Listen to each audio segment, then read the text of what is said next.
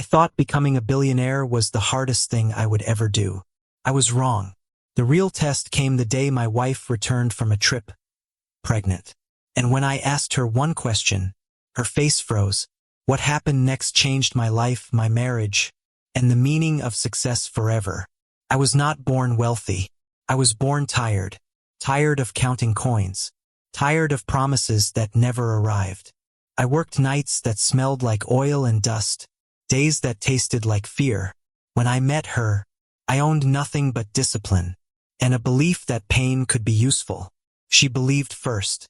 In me. In patience. In doing the right thing when no one is watching. Years passed. Failures piled up. I lost investors. I lost sleep. I lost myself. Then the company survived. Barely. Then it grew. Slowly. Then suddenly I was called a billionaire, even though I still felt like the same man, washing his face in a factory sink. The trip changed everything. She returned quieter. Her eyes avoided mine. The air between us felt heavier, as if the house knew before I did. She told me the truth. About the pregnancy. About her best friend's husband. About one night that shattered years of trust. My chest burned. Not with anger. With disbelief. I asked her one question. My voice steady. Careful. Her face froze. I did not shout. I did not accuse. I spoke about the man I had been. When I failed everyone, including myself, I spoke about forgiveness. As a discipline, not a weakness. She cried like someone who had been holding her breath for months. That moment did not break us.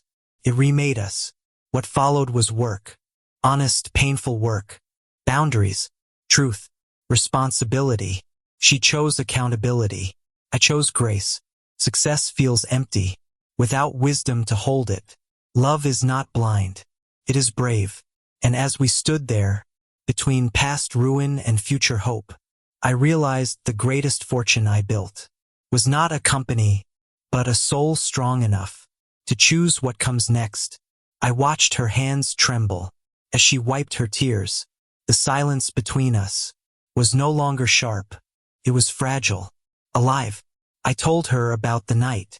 I almost lost everything. The lawsuit, the betrayal from my own partner, the moment I stared at the city lights and wondered if success was worth surviving.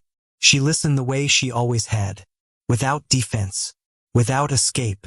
I told her that money had taught me many things, but suffering taught me the truth, that people break before they heal, that love is proven after disappointment, not before. She whispered that she was ready to face every consequence, public shame, private pain, starting again from nothing. If that was the price of honesty, I felt the old hunger rise in me, not for wealth, for meaning. I placed my hand over hers, slowly, deliberately. Outside, the city kept moving, unaware that two imperfect people were standing at the edge of a decision that would redefine power, family, and legacy. And as she looked at me, waiting, I realized the next words I spoke would change not just our future, but the man I was still becoming. I took a breath that felt heavier than any deal I had ever signed. I told her I was afraid, not of scandal, not of money disappearing. I was afraid of becoming a man who hides behind success instead of standing inside truth. She nodded, slowly, as if she already knew. I spoke about the factories, the boardrooms, the applause that never warmed me, about how every milestone felt hollow, without someone brave enough to see me fail. She said she never wanted perfection, only honesty, only a chance to earn back trust. One day at a time.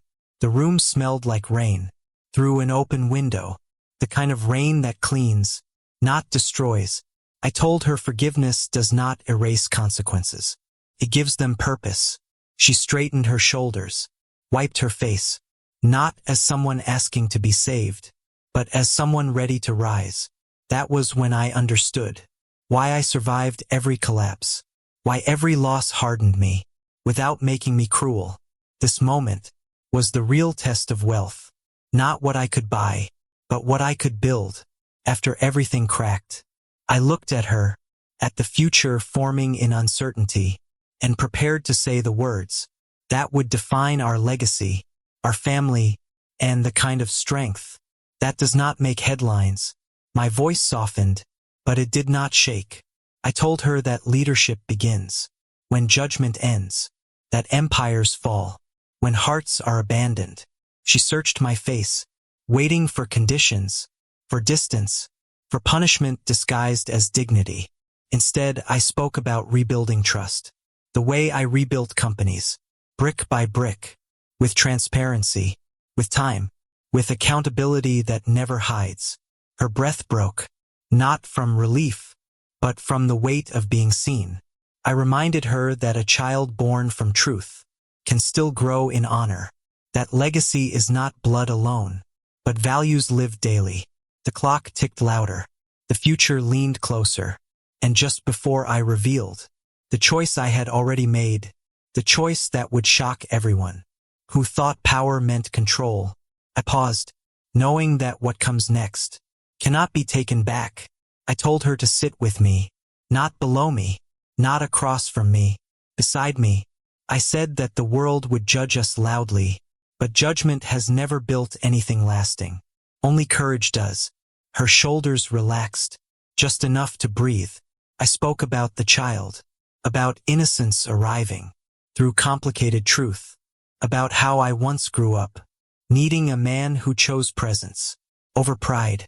She looked at the floor, then back at me, as if afraid hope might disappear if she reached for it too quickly.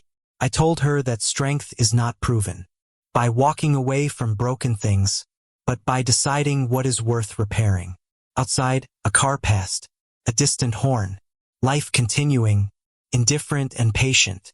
I felt the weight of my name, my companies, my wealth, and understood that none of it mattered.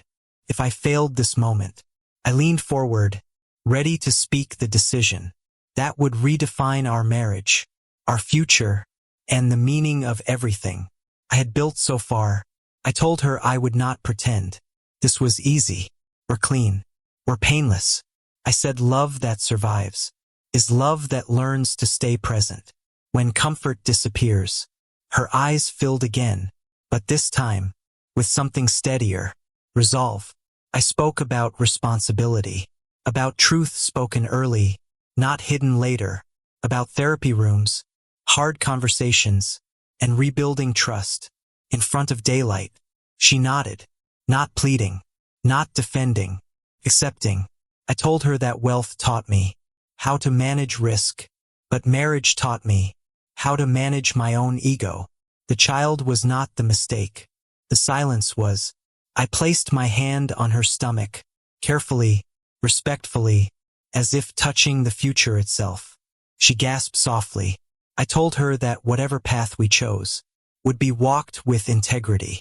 No lies, no performances, no shortcuts.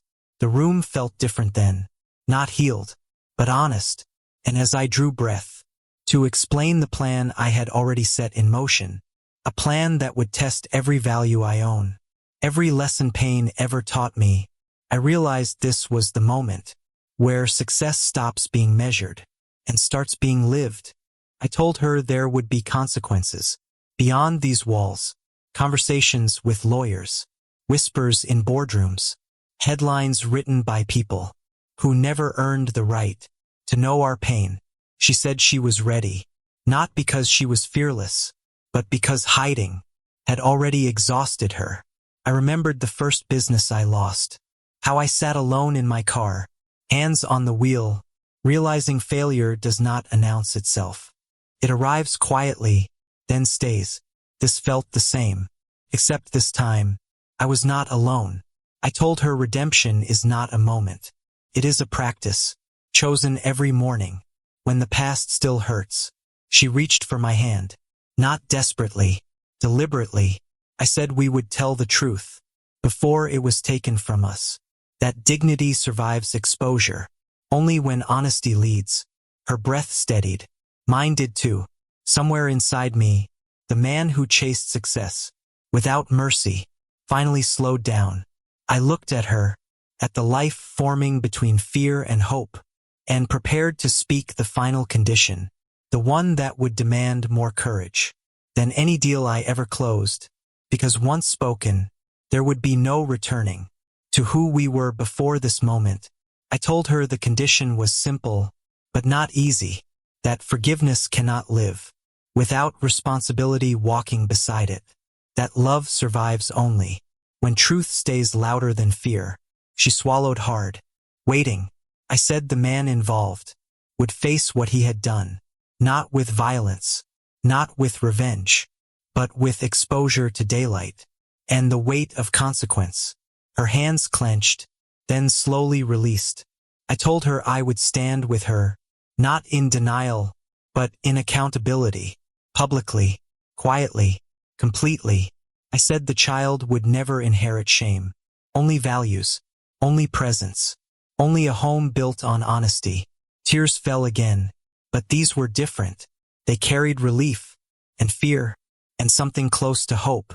Outside, the sky darkened, not threatening, just patient, like it was waiting to see who we would become next. I leaned back, feeling the strange calm that comes after a truth is finally allowed to breathe. And just as I was about to explain how this decision would ripple through my empire, my reputation, and the future I thought I understood, a realization settled in me, quiet but unshakable, that the hardest chapter had not yet been spoken. I told her the truth, one last time, that I would stay, not because it was easy, not because it made me look strong, but because walking away would have made me smaller. We faced the world together. The whispers came, then the headlines, then the silence that follows honesty. My companies did not fall. Some people did. Others rose. The man who betrayed trust lost everything he pretended to protect. Not by my hand, but by his own choices.